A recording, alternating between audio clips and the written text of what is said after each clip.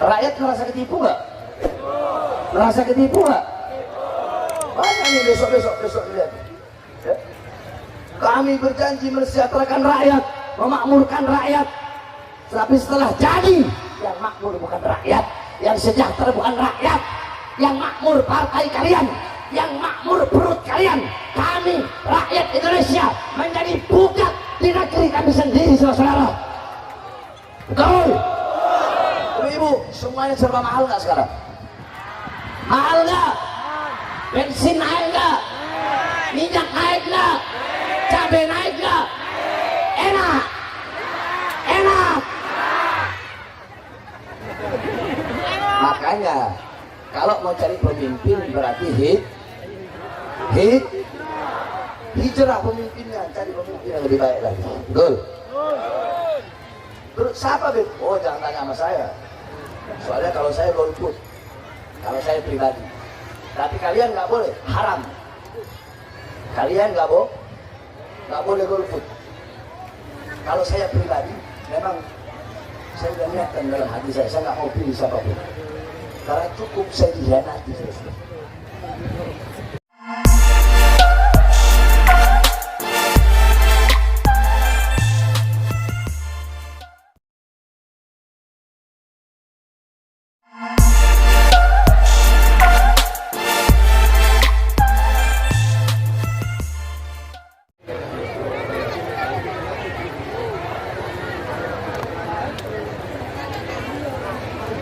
Saya tanya, niat ngaji apa enggak? Mau ngaji apa enggak? Mau ngaji apa enggak? Kita ngaji bareng ya, biar pulang dapat ilmu ya. Akan saya jelaskan secara rinci apa sebenarnya itu Muharram, apa sebenarnya itu tahun baru Hijriah. Biar pulang dari sini kalian semua tahu hikmah dan intisari. Jadi pulang bawa ilmu, bukan bawa guyonan, bukan bawa candaan, bukan hanya bawa takbir saja, tapi nggak bawa ilmu. Paham? Siap ngaji? Kalau mau ngaji apa? Saya diem. Kalau ada yang ngomong saya nggak mau ngajar. Anggap aja ini saya lagi nggak ceramah. Anggap saya lagi ngajar. Ya, lagi ngajar di pondok lah, santrinya. Ya, ini baning, ini banat. Paham? Saudara-saudara sekalian yang dimuliakan oleh Allah, tahun baru kita umat Islam bukanlah tahun baru Masehi. Jadi tahun baru kita adalah tahun baru Hijri, bukan tahun baru Masehi. Makanya saya kalau ceramah, biasanya kan di daerah Jakarta itu kalau malam tahun baru Masehi 30 atau 31 Desember, biasanya orang-orang kan pada bikin acara. Jadi yang maksiat dengan maksiatnya, tapi ada juga dengan zikir, majelis-majelis zikir. Saya biasanya kalau malam tahun baru itu ceramah satu malam 8 tempat, 9 tempat, 10 tempat. Tapi kalau acara pamfletnya ditulis zikir akbar untuk merayakan tahun baru Masehi, saya nggak bakal datang. Tapi kalau judulnya hadirilah majelis taklim atau hadirilah tablik akbar, zikir akbar, tahun baru Masehi nggak ditulis, saya hadir.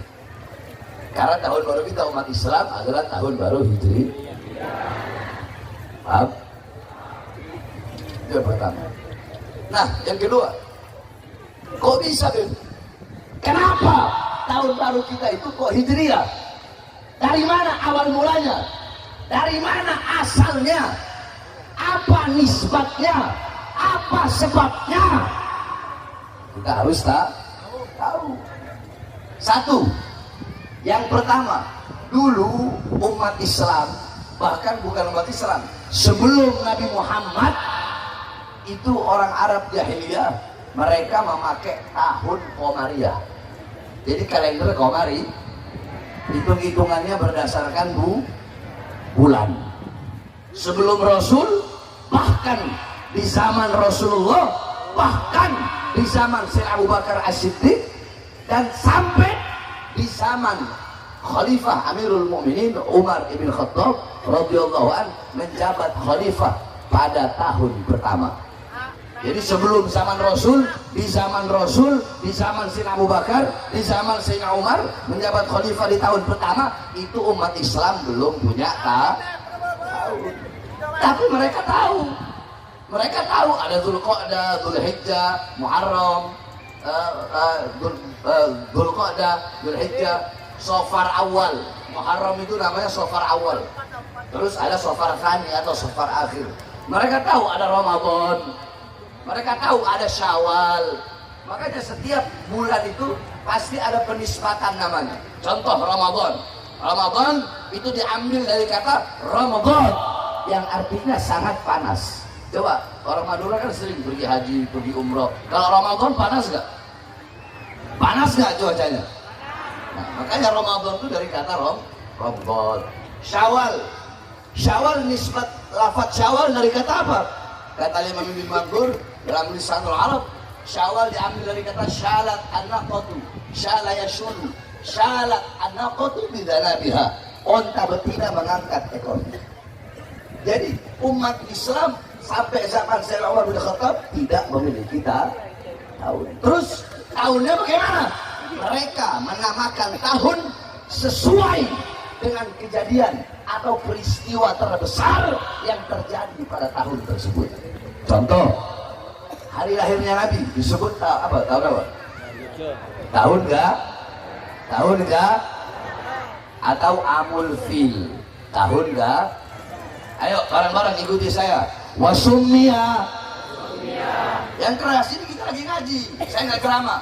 Wasummiya. Ama. Wiladatihi. Amul Fil. Lianna. Malikal Habasha. Ja'a. Ilal Makkah. Lihadmil. Ka'bah. Wa kana. Fihi. Filun azimun wasummiha dan dinamakan ama wiladatihi tahun kelahirannya Nabi Muhammad dinamakan tahun gajah lianna karena Malikal Habasha Raja Habasha ja'a ilal Makkah datang ke Mekah lihadmil Ka'bah dengan tujuan untuk merusak, untuk menghancurkan Ka'bah.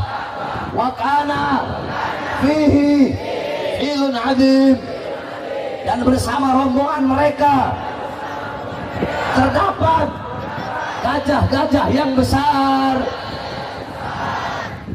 Itu dalam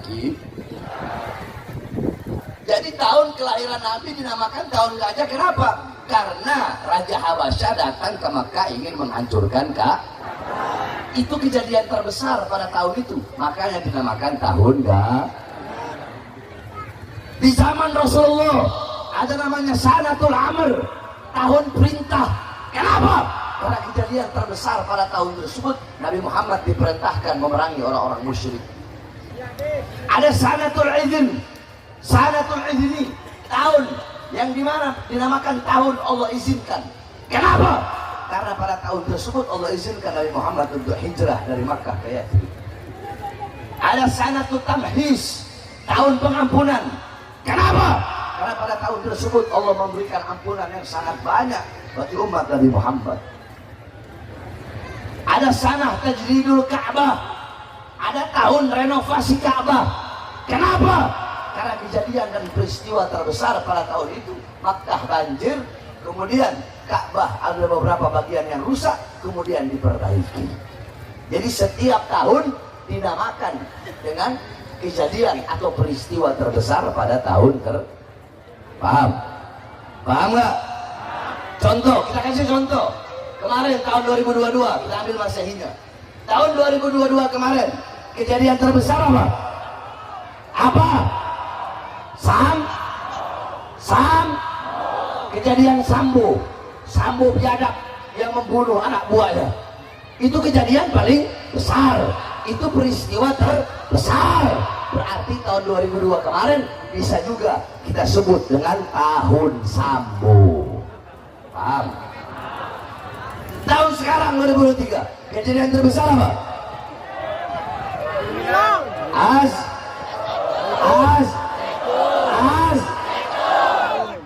kejadian terbesarnya Zaitun. Dengan kota si Panji Gumilang, si anjing, si goblok, si penista agama, si murtad.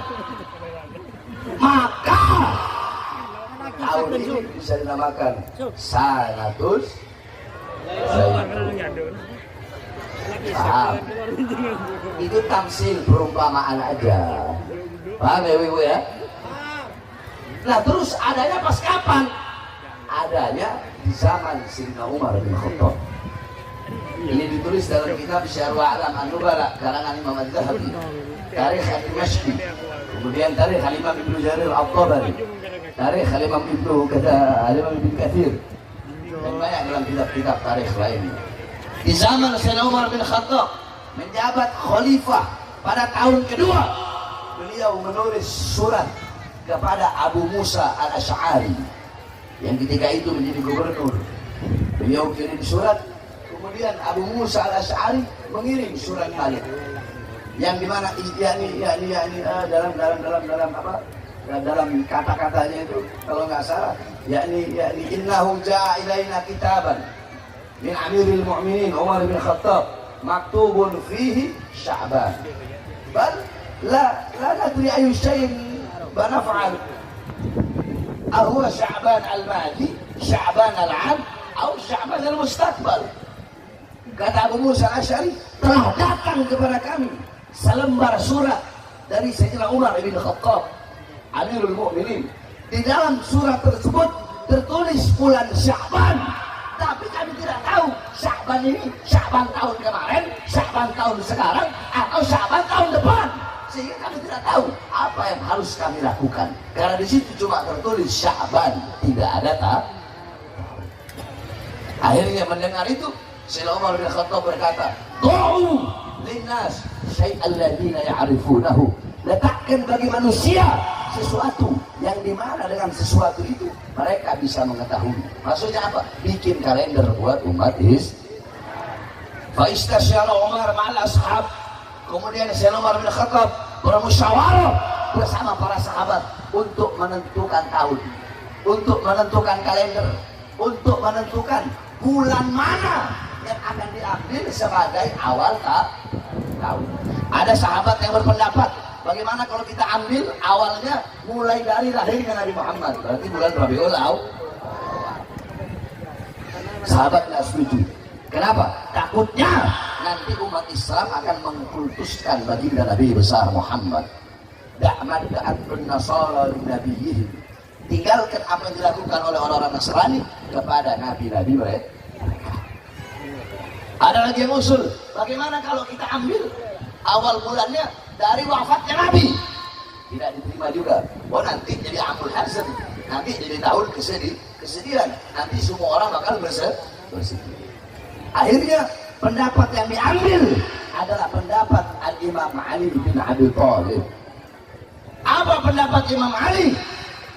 Du'u linnas, letakkan bagi manusia kalender bulan yang dimana min narkil madinatil aslam ila madinatil iman. Letakkan bagi manusia tahun yang bulannya dimulai dari kita meninggalkan negeri berhala menuju negeri iman. Berarti mulai dari Makkah hijrah ke Madinah atau Yathrib waktu itu. Makanya yang diambil adalah bulan Muharram. Makanya tahunnya dinamakan tahun Hijri. Kenapa? Karena diambil daripada kata hijrah. Paham? Paham? Udah paham ya? Jadi apa awal mula sebab adanya tahun baru bagi tahun Hijriah bagi umat Islam itu diambil dari hijrah. Berarti kita duduk di sini merayakan tahun baru Hijriah tidak bisa dipisahkan.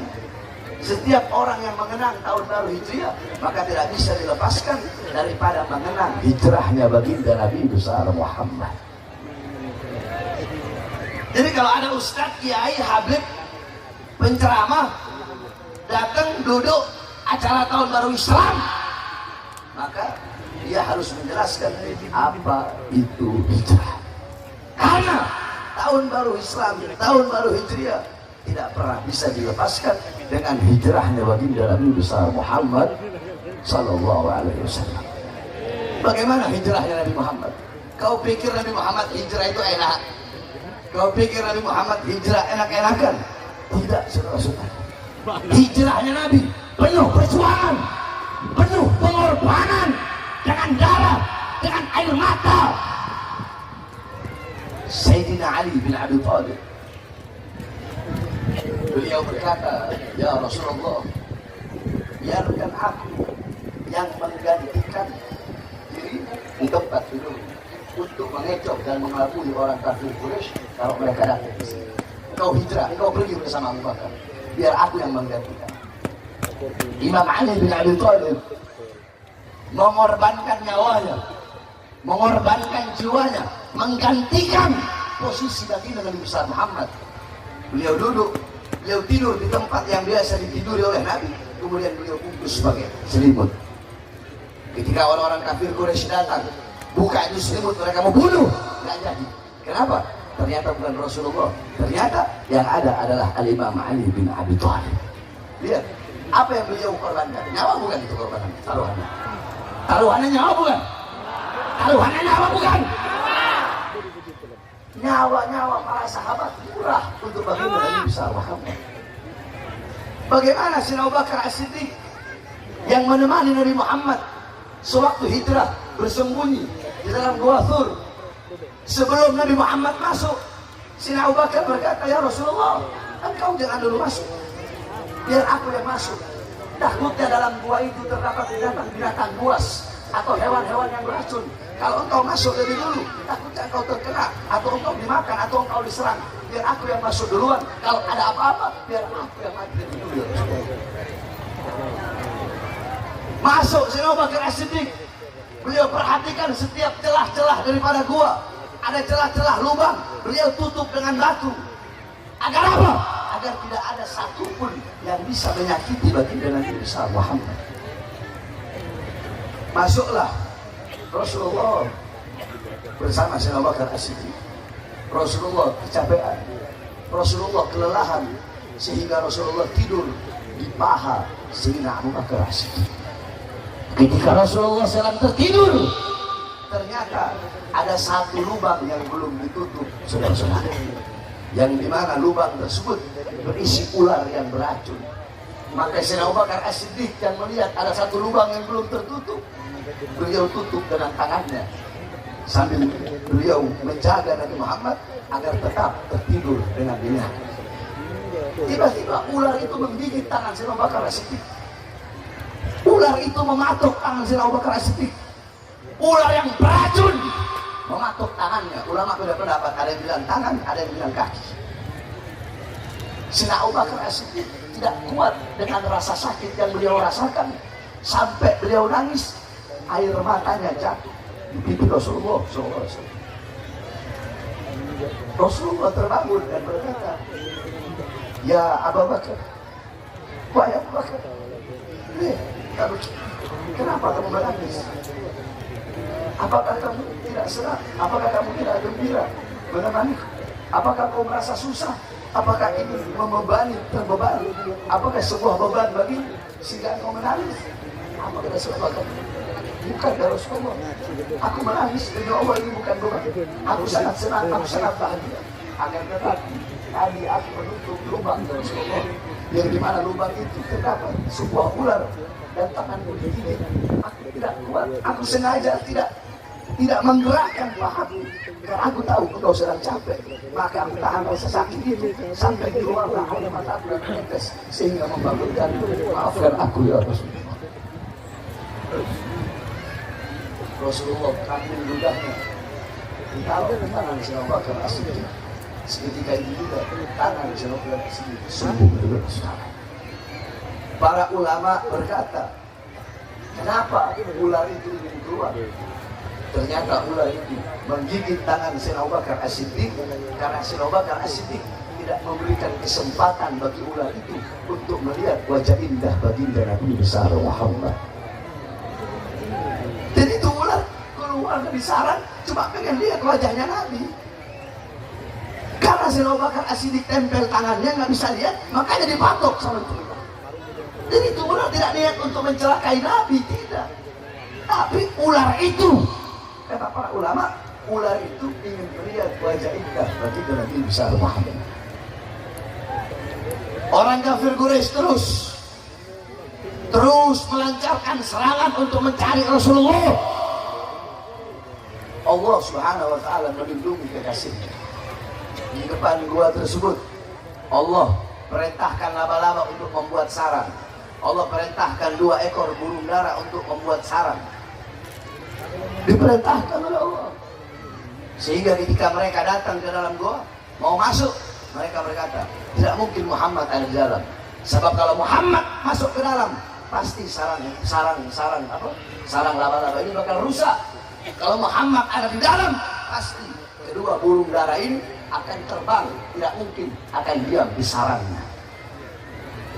Saudara-saudara sekalian yang muliakan oleh Allah, dalam kitab dijelaskan, karena burung dara yang membuat sarang tersebut untuk melindungi Rasulullah, maka burung dara yang ada di Makkah dan Madinah saat ini itu adalah keturunan daripada 2 burung dara yang membuat sarang di depan Gua Thur, tempat sembunyinya baginda Nabi besar Muhammad.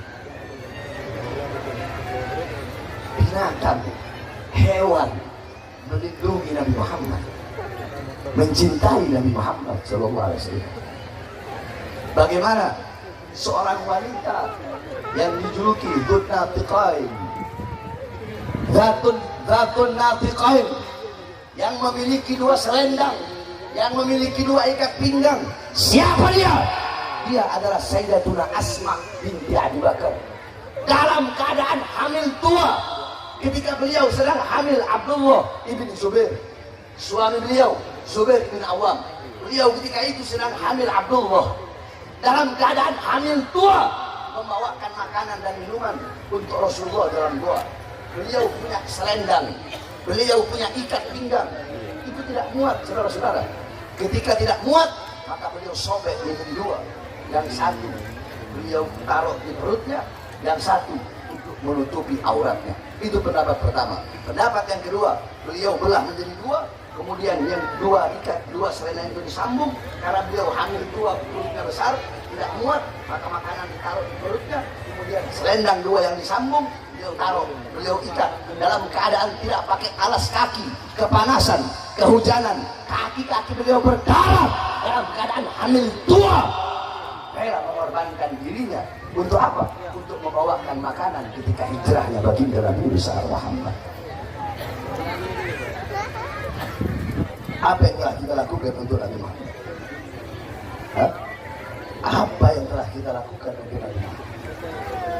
Jadi ketika berbicara tentang tahun berapa hijrah, maka tidak akan pernah bisa dipisahkan dengan hijrahnya baginda Nabi besar.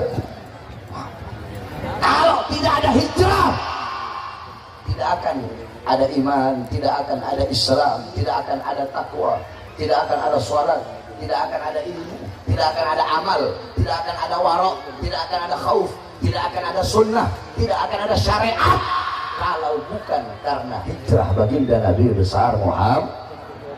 Nah terus pengertian hijrah itu apa? Ayo semuanya kita ngaji, ikuti saya.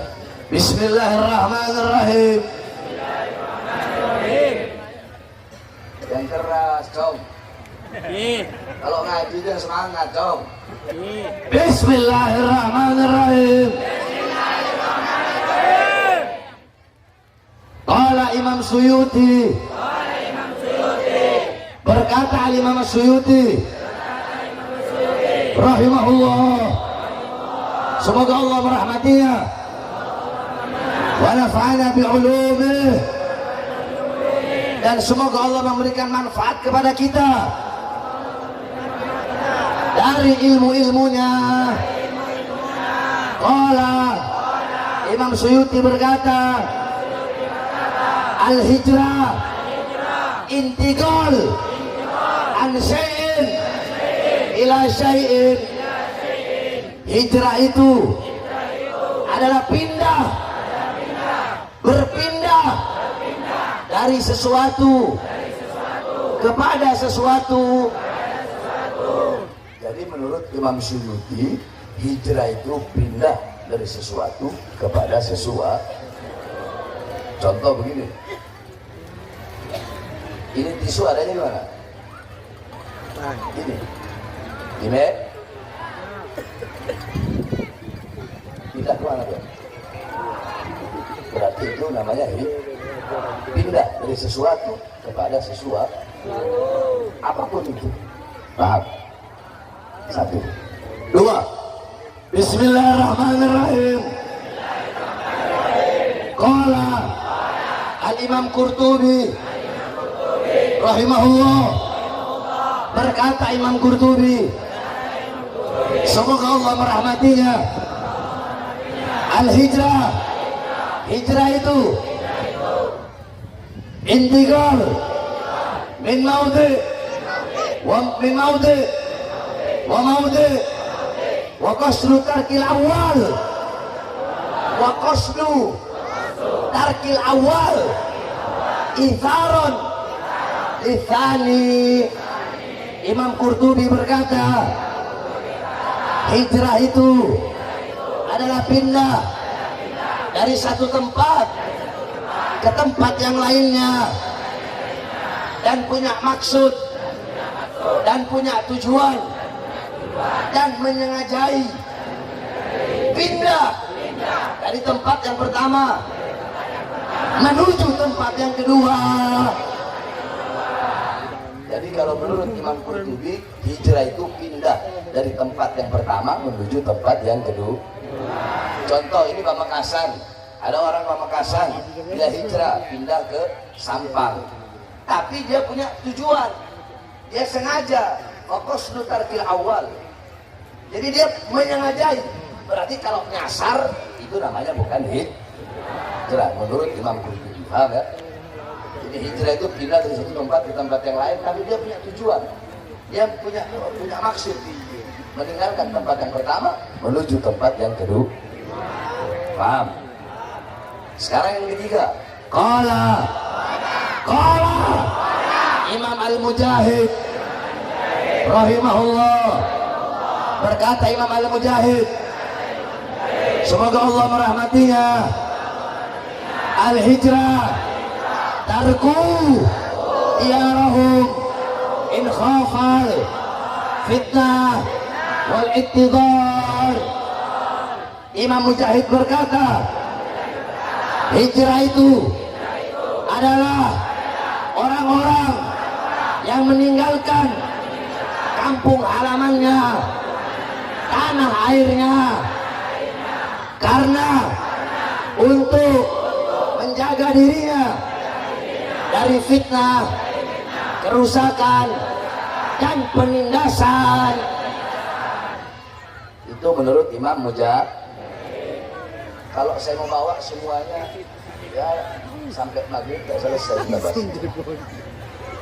Intinya saja, paling benar makna hijrah yang disampaikan baginda Nabi besar Muhammad. Apa itu, Beb? Qala Rasul sallallahu alaihi wasallam, al-muhajir man hajara mimma nahallahu anhu.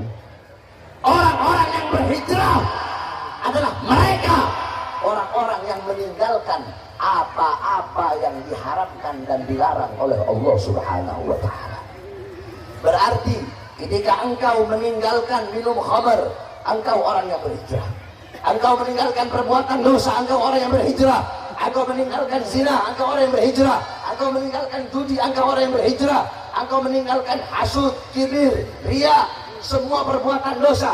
Ketika engkau menjaga kedua matamu dari pandangan-pandangan yang diharamkan oleh Allah, menjaga kedua telingamu dari perkara-perkara yang diharamkan oleh Allah, menjaga lidahmu dari berdusta, dari berbohong, dari menipu, dari fitnah, dari namimah, dari ghibah, menjaga kedua tanganmu daripada merampas hak orang, mengambil hak orang, daripada mencuri, menjaga kemaluanmu daripada zina, menjaga kedua kakimu daripada melangkah ke tempat-tempat yang diharamkan oleh Allah, menjaga batinmu, menjaga hatimu, menjaga fuadmu, menjaga lubmu daripada hasud, daripada iri, daripada dengki, daripada sombong, daripada riya, daripada ujub. Ketika engkau melakukan perkara-perkara tersebut, maka engkau disebut muhajir atau disebut orang-orang yang berhijrah kepada Allah. Paham? Paham? Dapat ilmu gak? Sudah paham tentang hijrah? Kalau udah paham tentang hijrah, saya bahas yang lain. Sudah paham? Paham? Paham? Ini biar pulang bawa pulang bawa makanya ayo kita hijrah. Hijrah dari apa? Dari maksiat. Hijrah menuju taubat. Hijrah dari maksiat menuju taat. Hijrah dari apa? Hijrah dari miskin. Hijrah dari susah. Hijrah dari fakir menuju kaya. Orang muslim harus dari muslim yang kaya. Yang bilang bukan saya, yang bilang Rasulullah. Rasulullah itu lebih suka, lebih cinta. Ya, Allah lebih suka, lebih cinta kepada mukmin yang kaya daripada mukmin yang miskin. Sebab kenapa? Karena al-faqru an yakunal kufra. Hampir-hampir saja kefakiran bisa menjerumuskan orang fakir itu kepada kekafiran. Coba kau lihat daerah-daerah terpencil. Kalau di Madura alhamdulillah nggak ada. Daerah-daerah terpencil coba kau lihat berapa banyak orang-orang miskin, orang-orang susah, orang-orang fakir yang imannya bisa dibeli dengan beras sekarung, amplop 200.000, bisa dibeli dengan sembako. Mereka jual Tuhannya, mereka jual imannya, mereka jual syariatnya, mereka jual Allah, mereka jual agama demi uang 200.000, demi beras 1 karung, demi minyak 1 kilo, demi Indomie 1 kardus. Kenapa? Karena fakir. Makanya kita harus menjadi seorang mukmin dan muslim yang kaya, biar gak dianggap remeh, biar gak dianggap enteng sama orang-orang kafir. Betul? Betul? Makanya saya ini kan sering dikritik. Oh, Habib Bahar itu pakai bajunya bagus-bagus, bajunya yang bagus, tidaknya yang bagus-bagus. Oh, Habib Bahar kalau pakai mobil ceramah, mobilnya mobil yang bagus. Habib Bahar nggak zuhud. Goblok kalau ada orang yang ngomong seperti itu. Itu orang salah mengartikan zuhud. Jadi zuhud itu harus pakai baju compang-camping gitu. Ya. Zuhud itu harus pakai baju robek gitu ya. Ya. Zuhud itu harus pakai peci yang dari kulit dari kulit pisang gitu ya. Itu zuhud. Zuhud itu kalau ceramah naik odong-odong, naik kijang lama, kijang tua itu harus begitu gitu. Ya. Zuhud bukan seperti itu, saudara-saudara. Zuhud mengosongkan hati dari dunia dan meletakkan dunia di bawah kaki, saudara. Itu namanya zuhud. Jadi kalian pakai baju yang bagus. Coba kalian lihat para pejabat-pejabat, mereka urusan dunia pakai baju mahal nggak? Baju mahal nggak? Pakaian mahal nggak? Mobil mahal nggak? Masa Habib Bahar yang mau menyampaikan ilmu urusan akhirat harus pakai odong-odong? Harus pakai baju yang sobek-sobek biar dibilang zuhud? Itu kan goblok. Betul? Betul? Zuhud bukan seperti itu. Syekh Abdul Qadir Jailani, Tuan Guru Syekh Abdul Qadir Jailani, Sultanul Auliya, dia kalau pakai baju itu mewah, gagah. Satu waktu ketemu pengemis Yahudi. Ini pengemis Yahudi bilang, ya Syekh Abdul Qadir Jailani, nabimu adalah nabimu telah berdusta. Nabimu berkata, ad-dunya sijnul mu'min wa jannatul kafir. Dunia adalah penjara bagi orang yang beriman dan surga bagi orang kafir. Tapi keadaan sekarang terbalik. Dunia bagaikan surga bagimu. Engkau dengan kekayaanmu, dengan kemegahanmu, di atas kuda, gagah, mewah.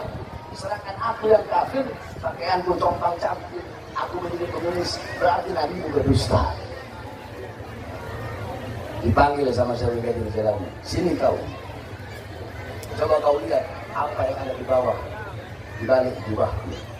Syekh Abdul Qadir Jilani kalau pakai jubah itu panjang. Ketika orang Yahudi lihat, Qadir bingung dia, kaget. Kata Syekh Abdul Qadir, apa yang kau lihat? Aku melihat engkau sedang berada di satu tempat yang aku tidak pernah melihat tempat seindah itu.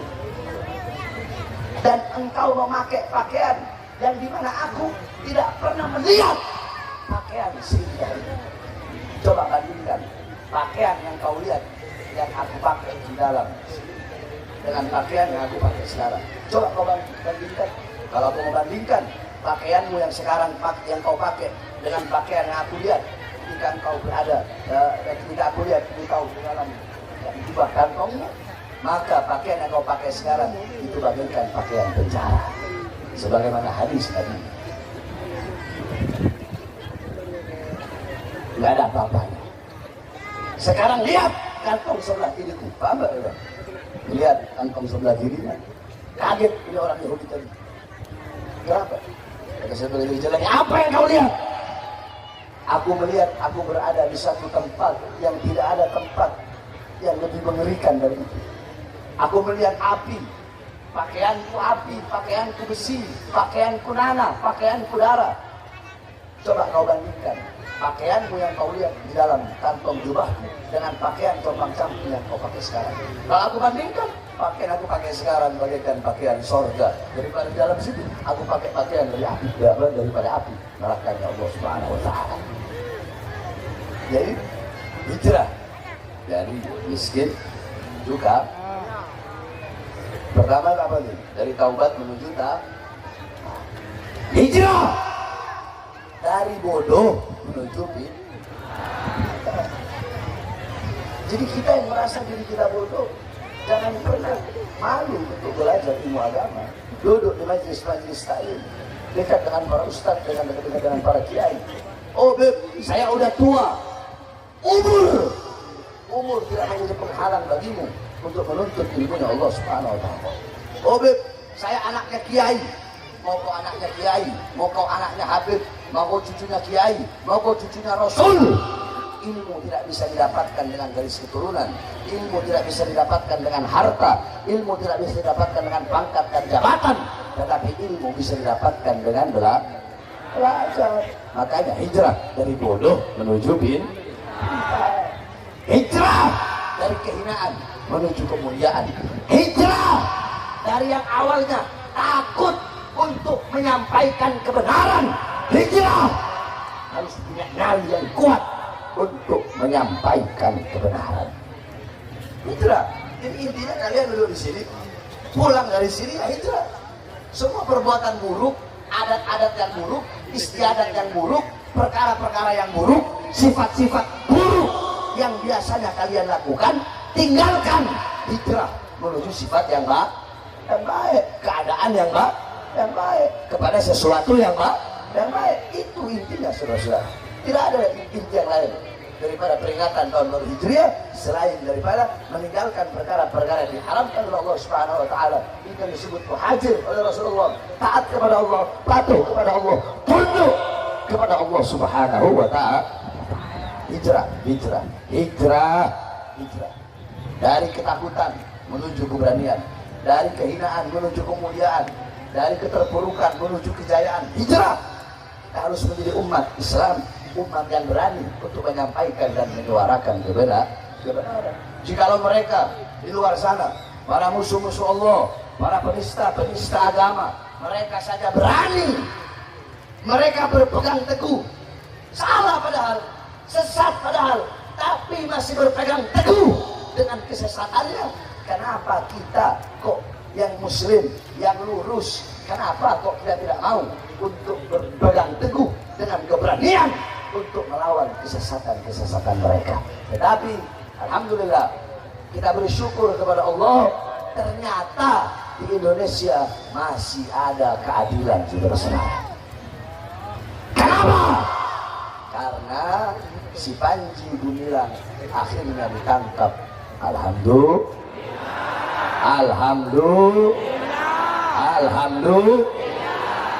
Ini bukti bahwasanya kebenaran tidak akan pernah kalah dengan apapun. Kebenaran pasti akan menang, saudara-saudara. Kebenaran pasti akan. Kan saya udah bilang waktu itu di Menko Polhukam, saya bilang di TV One ketika diwawancara, saya bilang, seberapa yakin Habib Panji Gumilang akan ditangkap? Kata bawa wartawannya, seberapa yakin Habib kalau Panji Gumilang itu bakal ditahan? Sedangkan menurut banyak orang katanya si Panji Gumilang itu banyak backingnya. Apa saya bilang? Seberapa yakin?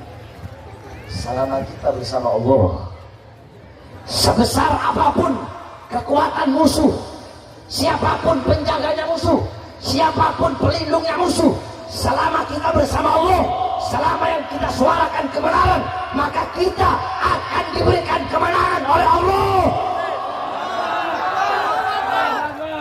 Akhirnya kita diberikan kemenangan nggak? Diberikan kemenangan nggak? Diberikan kemenangan nggak? Kenapa? Karena saya sudah janji, karena saya sudah sumpah, andaikan Panji Gumilang tidak ditangkap, demi Allah akan saya ajak umat Islam Jawa Barat, Banten, Jakarta datang ke Indramayu. Kami akan ratakan Al-Zaitun dan seret Panji Gumilang.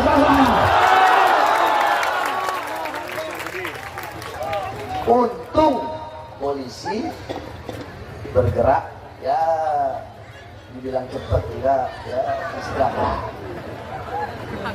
Makanya saya mengapresiasi. Saya itu jarang apresiasi dilarang. Jadi kalau iya saya harus diapresiasi dulu.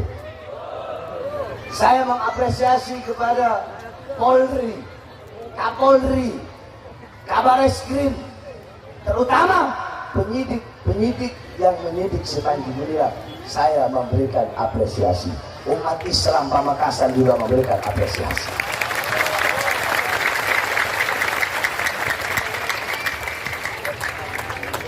Walaupun harus di demo dulu. Kalau saya kan enggak. Habib Bahar surat panggilan, datang jadi saksi. Habis jadi saksi jadi tersangka. Akhirnya saya bilang waktu lagi di tanya dulu, Pak, saya udah tahu saya di sini bakal ditahan. Saya udah tahu saya di sini bakal ditahan, tapi saya bawa koper.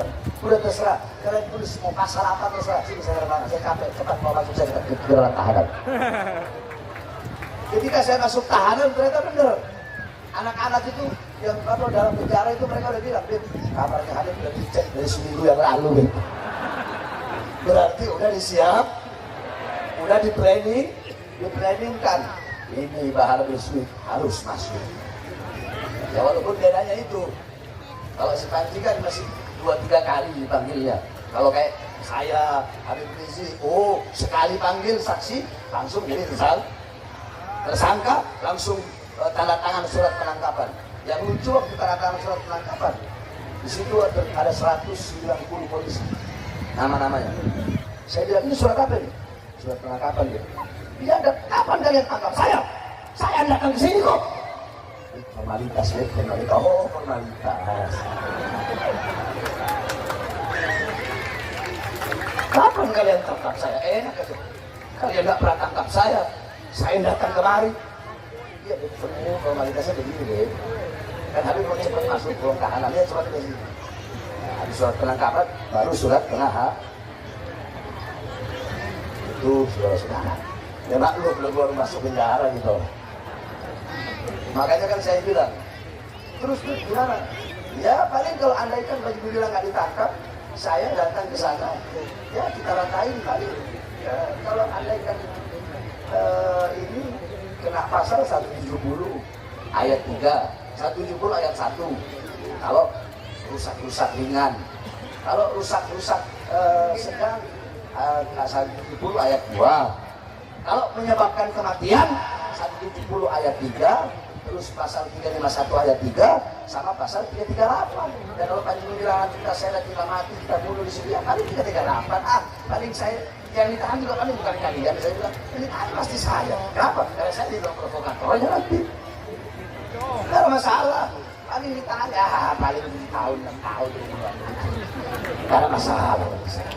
Ma'allah, ma'allah, ma'allah as-sijin, ma'allah as-sijin yakun jannah. Bersama Allah penjara akan menjadi surga seterusnya. Berkali-kali saya sampaikan, jiwa kami jiwa pejuang, jiwa kami jiwa pejuang, dimanapun diletakkan. Bahkan saya diletakkan di Nusa Kambangan, di borgol kedua tangan saya, perut saya, kaki saya. Kami jiwa pejuang, dimanapun diletakkan tetap kami akan bertahan. Singa tetap singa, raja tetap raja, emas tetap emas. Dimanapun dia berada, singa tidak akan menjadi kucing, saudara-saudara. Raja tidak akan menjadi budak, emas tidak akan menjadi perak. Dimanapun diletakkan, dimanapun dia berada, jiwa kami jiwa pejuang. Kami tidak peduli seberapa besar ancaman, siksaan, hukuman, tetap kami akan tegak berdiri, tidak akan menundukkan kepala untuk melawan kezaliman, membela bangsa, negara, dan rakyat Indonesia, saudara-saudara. Allahu Akbar, Allahu Akbar, Allahu Akbar. Beb, awas lu. Ntar Habib pulang dari sini ditangkap lagi. Jangan tunggu pulang. Kalian polisi datang di sini tangkap saya sekarang. Nggak usah nunggu pulang ke sana. Atau kasih alamat saya yang datang ke Polda Jawa Timur. Saya nggak muak dengan kesesatan, kebongkaran yang terjadi di Indonesia. Kalau viral baru tidak lanjuti. Kalau viral baru tidak. Kalau nggak viral, nggak bakal tidak lanjut. Masih banyak peristiwa-peristiwa agama yang lain, betul?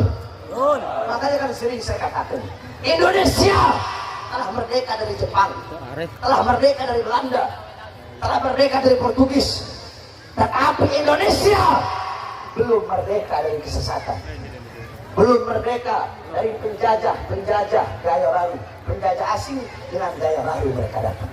Penjajah gaya baru yang dimana penjajah itu membiayai pejabat-pejabat Indonesia, sehingga ketika pejabat-pejabat itu naik pangkat, menjadi kunyuk, menjadi anjingnya si orang-orang asing tersebut, sehingga rakyat digadaikan, rakyat dijual, bangsa dijual, negara dijual. Makanya sering saya sampaikan, wahai para pahlawan-pahlawan, wahai Bung Tomo, wahai Jenderal Sudirman, wahai Pangeran Diponegoro, wahai Imam Bonjol, wahai Kapiten, wahai para pahlawan, jikalau kalian mengorbankan nyawa, mengorbankan jiwa kalian untuk memerdekakan Indonesia, tetapi coba kalian lihat pejabat-pejabat sekarang, mereka bukan mengorbankan jiwa, bukan mengorbankan nyawa, tapi rakyat yang mereka korbankan, bangsa yang mereka korbankan, negara yang mereka korbankan demi kepentingan perut dan partai politiknya masing-masing, saudara-saudara. Ini bentar lagi mau pemilu, bentar lagi mau pemilu. Ya nggak biasa pakai jilbab, Mak Banteng langsung pakai jilbab Mak Banteng.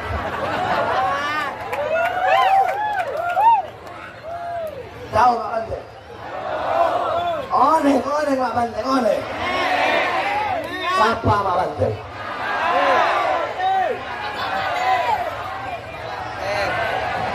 Mak Banteng. Negawa. Awas ditahan semua kalian ini.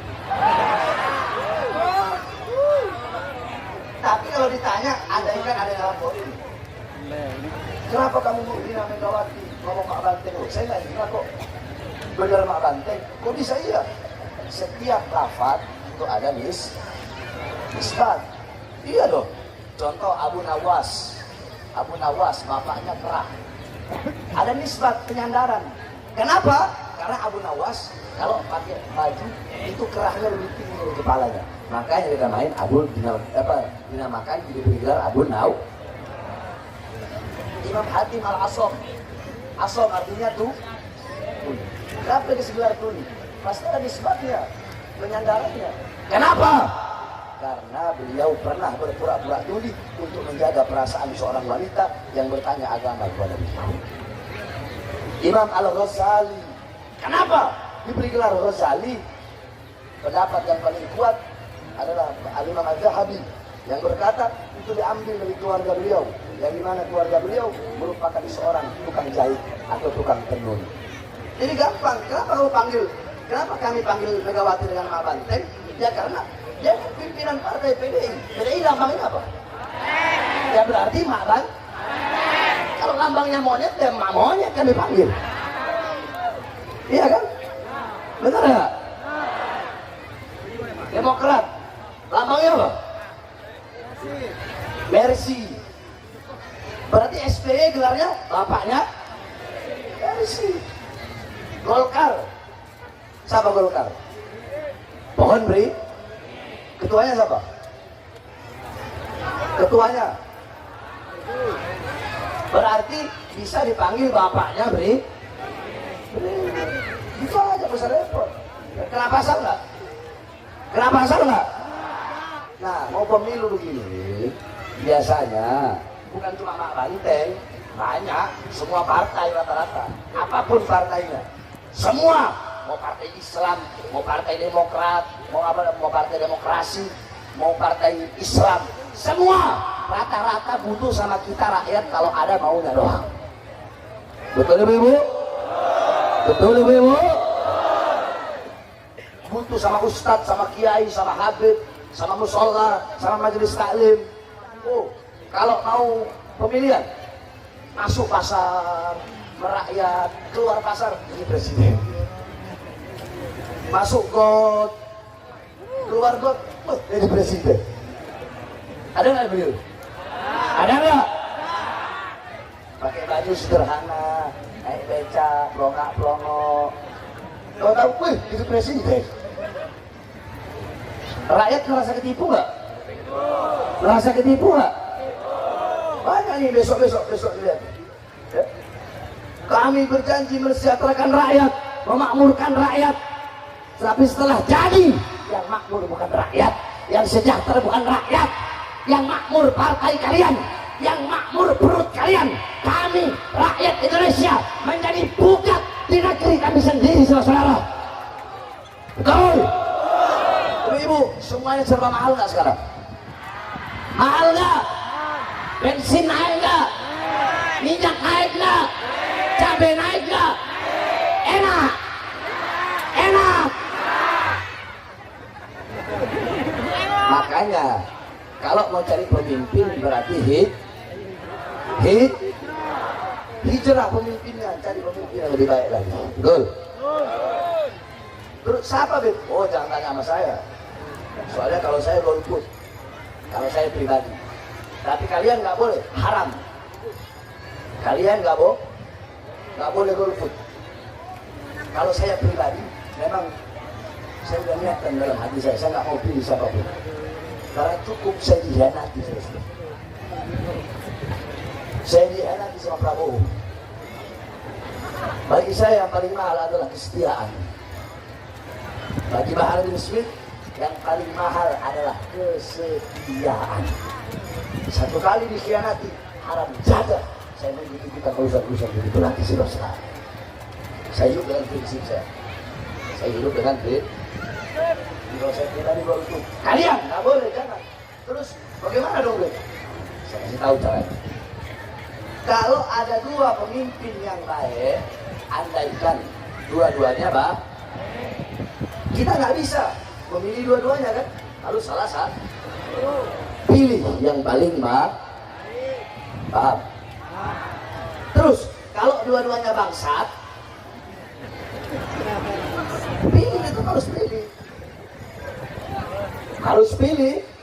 pilih yang paling ringan kebangsatannya, yang paling enteng kebangsatannya. Paham? Paham ya? Udahlah, kalian udah paham apa yang saya maksud. Kalau ada 2 yang baik atau 3 yang baik, yang paling baik.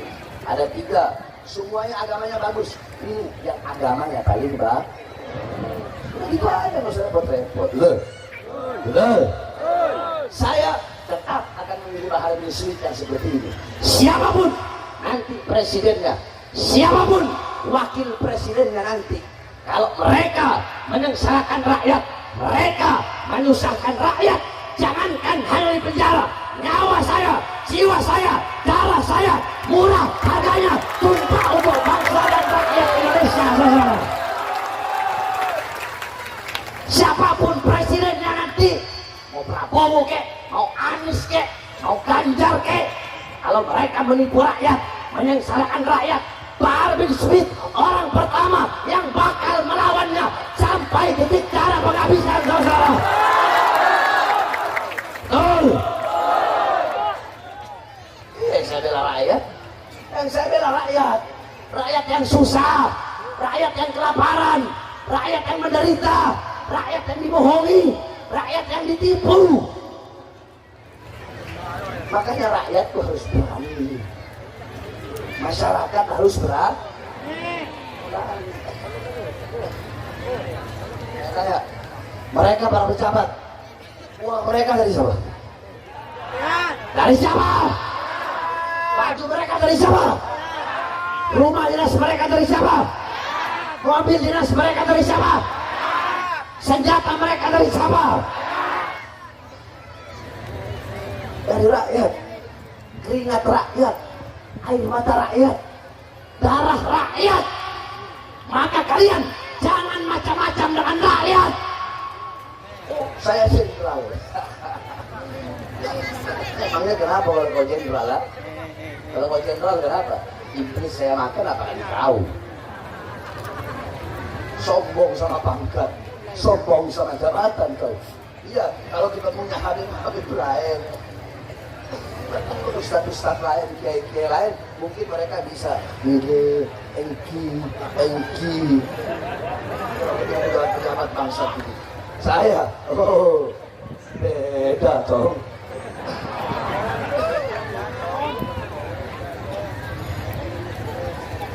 Makanya saya sampaikan, sering saya sampaikan, Indonesia bukan milik partai manapun.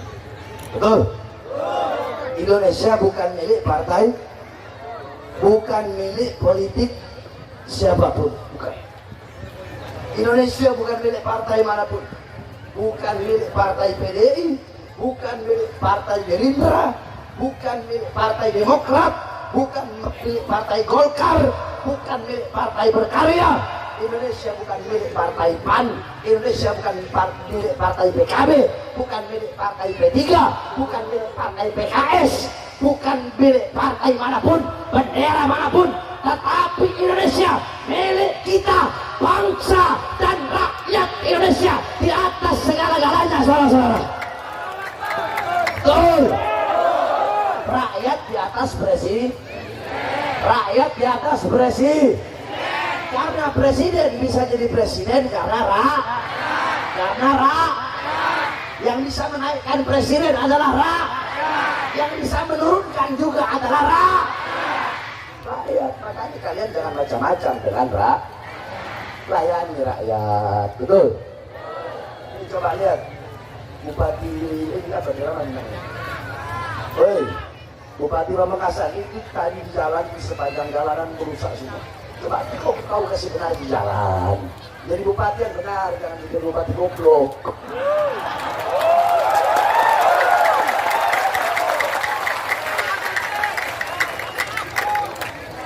Jadi pejabat itu amanat dari Allah. Dari Allah. Jadi bupati buat apa? Buat melayani rakyat. Masa jalan bolong-bolong begitu biarkan. Sayyidina Umar ketika menjadi khalifah, kata beliau, celakalah Umar apabila ada keledai terjatuh karena ada jalan yang berlubang, sebab jalan lubang yang tidak aku benarkan itu kemudian badai terjatuh, celakalah umat. Kasihan nenek-nenek kalau udah tua, kakek kalau nyebrang situ banyak lubang-lubang. Jadi coba Bupati sampaikan ke Bupati, semua jalan apalagi di pedesaan-pedesaan Pamekasan tolong dibenarkan. Betul? Betul? Jangan kayak kemarin di Sampang, semalam di Sampang saya tanya, ini jalan bagaimana?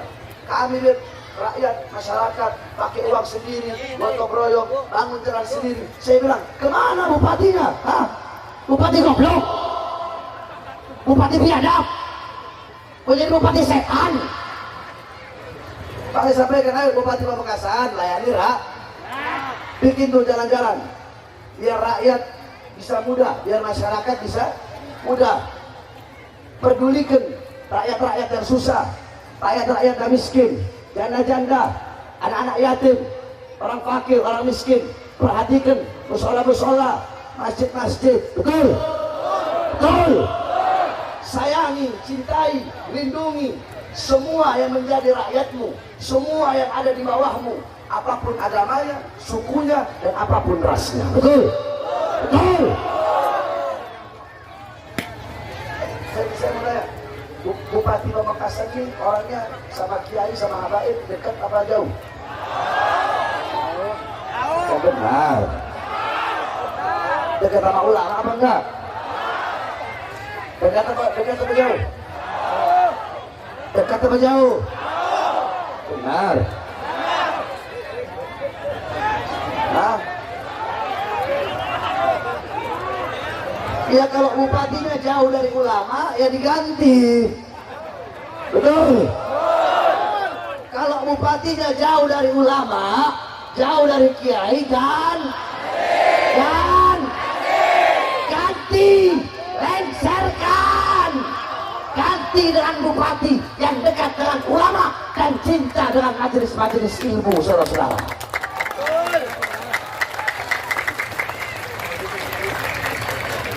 Cuma saya nggak boleh dengar hanya dari satu pihak aja, itu nggak insaf namanya, nggak tawasul.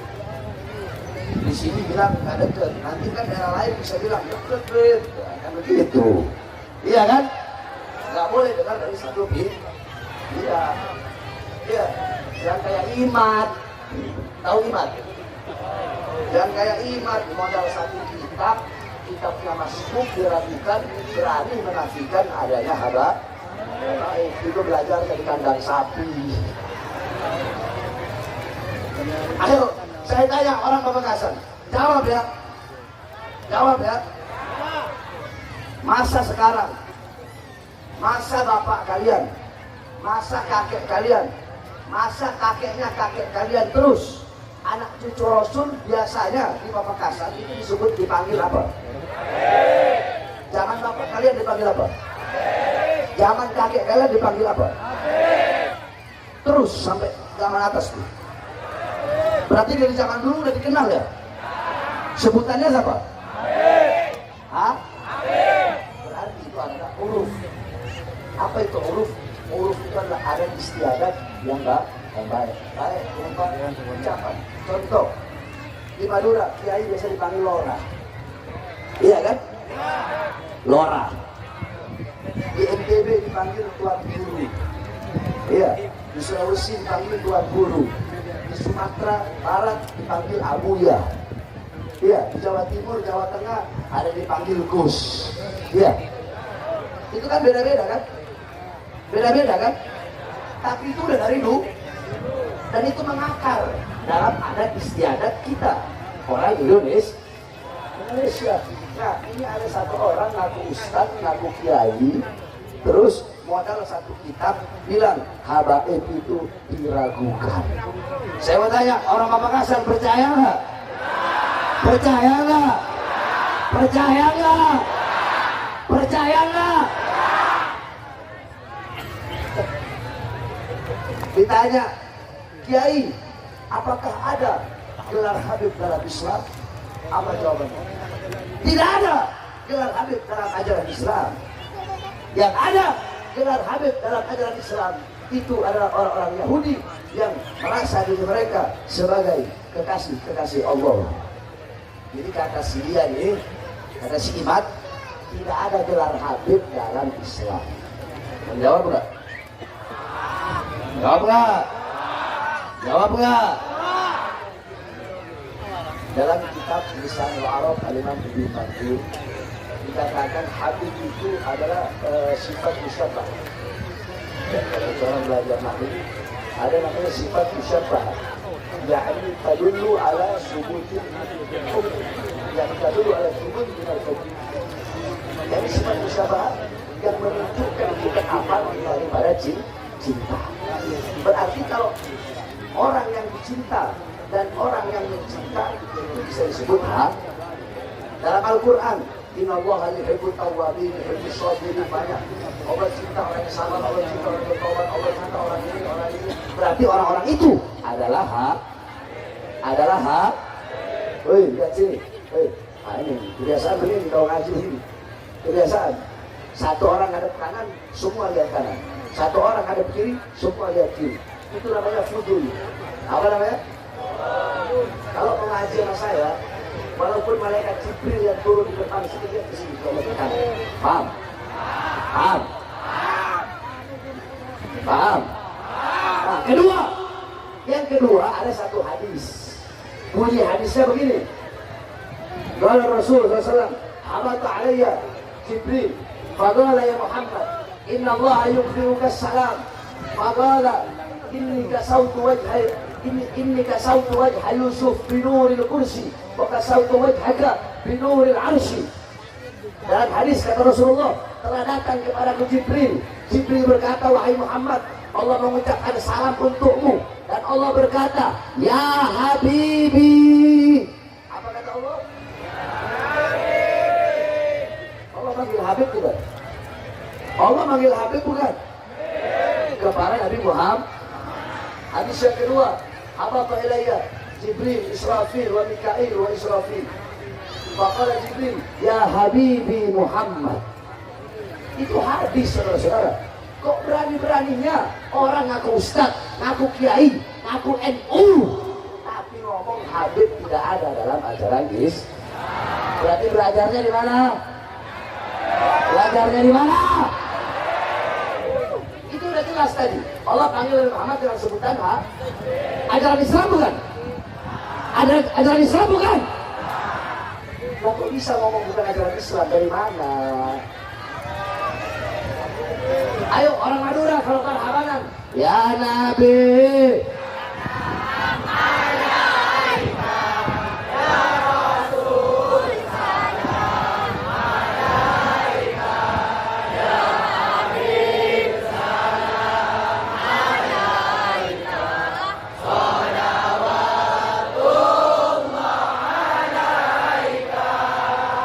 Pakai Habib gak? Terus Imad itu Wahabi apa Aswaja? Kan kalau marhabanan kan ya Habib ya kan? Berarti Imad mungkin nggak pakai ya Habib kan? Diganti pakai apa? Nggak tahu dia. Betul? Betul? Kopet. Kiai-kiai zaman dulu coba lihat Kiai Asad, Ibu Bondo, Kiai Samsul Arifi, terus anak-anak beliau almarhum Kiai Fawaid, terus Rakholil, ya. Terus di Madura, Kiai Kholil Bangkala, di daerah Jawa Mbak Mami, Kiai Abdul Hamid Kasuan. Beliau semua adalah kiai-kiai yang cinta kepada para haba. Baik Kiai Fatih siapa? Kok mau menyaksikan para haba? Jadi saya tanya, masyarakat Madura mau mengikut dia? Mau terpengaruh? Kena racunnya? Kalau orang Madura nggak percaya sama kayak dia, nggak percaya adanya Habib, bukan orang Madura itu sudah. Benar yang Madura. Tes DNA guys. Betul. Makanya saya tanya, orang Madura siap cinta Habaib? Siap ikut Habaib? Karena mereka ini mau memisahkan Habaib dengan dia. Ini pengadu lomba ya bangsat-bangsat ini. Saya suka ngadu lomba. Habaib sama Kiai mau dipecah belah. Paham? Jadi biar kubu pengikut Habib sama pengikut Kiai berantem itu yang mau. Biar Indonesia kayak chaos. Itu yang dirancang. Situ ada Syiah, kumpulan iman itu, Syiah, liberal, semua ada di situ. Kasihan jadi Habib di situ dulu. Mau jadi Habib lagi, gila akhirnya. Paham? Jadi cintai para Habib. Terakhir.